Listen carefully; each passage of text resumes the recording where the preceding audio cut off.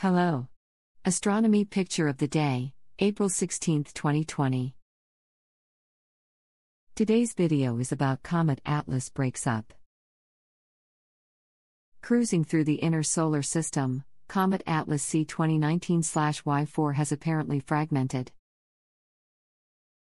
Multiple separate condensations within its diffuse coma are visible in this telescopic close-up from April 12, composed of frames tracking the comet's motion against trailing background stars.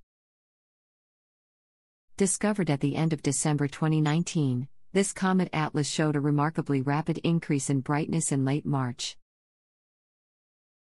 Northern Hemisphere comet watchers held out hope that it would become a bright nake-eye comet as it came closer to Earth in late April and May. But fragmenting ATLAS is slowly fading in northern skies. The breakup of comets is not uncommon though.